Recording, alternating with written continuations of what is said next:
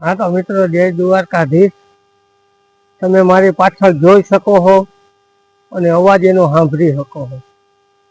તો એક તમને મિત્રોને બધાને મારા એક સંદેશો છે એ તમે ધ્યાનથી સાંભળજો અને પછી તમે એનું માન્ય રાખી અને તમે એને પાડજો। હું જે કાંઈ કહું છું એ આના સારું કહું છું કે એના છોકરા એટલે કે એના બચ્ચા એ ઘરે એને વાત જોતા ના રહી જાય એનું આપણે ખાસ કરીને ધ્યાન દેવાનું છે।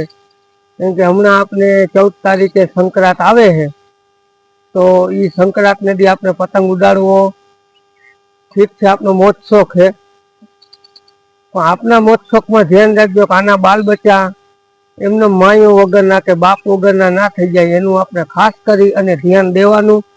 તો તમારા ઘરની આજુબાજુમાં એસી ઉપર કે બાલ્કનીઓમાં જ્યાં ત્યાં આના પાવેરા આપણે કબૂતરના મારા હોય કે ચક્કાના કોઈના મારા હોય તો ખાસ કરીને એક ત્યાં પાણીનું કુંડિયું તમે ભરી દેજો, ત્યાં થોડુંક તમે ચણ નાખી દેજો એટલે એને આખા દીની અંદર ક્યાંય જવું ના પડે તો એના બાલ બચ્ચા અને એનો પરિવાર બચી જાય એની આપણે ખાસ કરીને કાળજી રાખવી।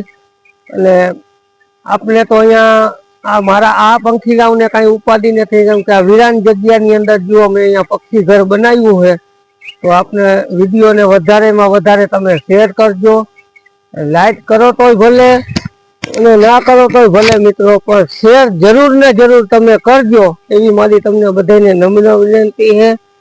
અને કોઈ મોટા મોટા એવા અહીંયા કોઈ પણ દાન દેવાની ઈચ્છા હોય એવા માણસને થોડોક શેર કરજો। જો આપણે આખે આખું આ પક્ષી ઘર મારી વાહે દેખાય એ આપણે એવી જગ્યાએ જ બનાવ્યું છે કે અહીંયા પંખીડાઓને કોઈને અહીંયા એને ડિસ્ટર્બ કરે એમ જ નથી।